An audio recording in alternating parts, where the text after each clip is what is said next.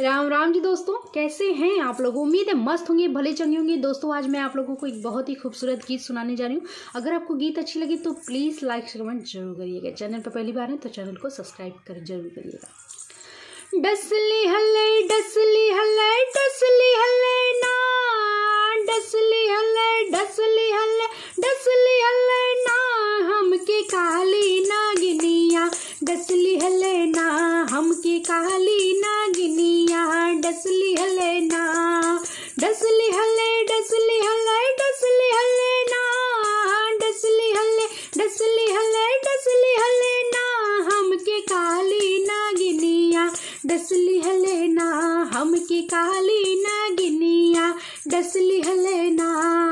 बैदा बुलावेले ससुर बढ़ैता, बैदा बुलावेले ससुर बढ़ैता, पकड़ ली हले ना, पकड़ ली हले ना, हमरी अंगुरी के पुरवा पकड़ ली हले ना, हमरी अंगुरी के पुरवा पकड़ ली हले ना।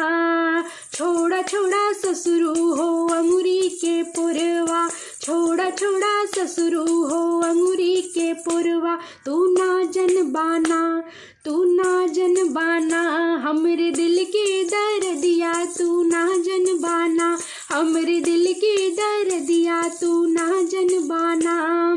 डसली हल्ले डसली हल्ले डसली हल्ले ना, डसली हल्ले डसली हल्ले डसली हल्ले ना, हमके काली नागिनिया डसली हल्ले ना, हमके काली नागिनिया डसली हल्ले ना। ओझा बुलावेले भसुरु बढ़ैता, ओझा बुलावेले भसुरु बढ़ैता, पकड़ ली हले ना, पकड़ ली हले ना, हमरे अचरा के पुरवा पकड़ ली हले ना, हमरे अचरा के पुरवा पकड़ ली हले ना। छोड़ा छोड़ा भसुरु हो अचरा के पुरवा, छोड़ा छोड़ा भसुरु हो अचरा के पुरवा, तू ना जन बाना, तू ना जन बाना, हमरे दिल के दर्दिया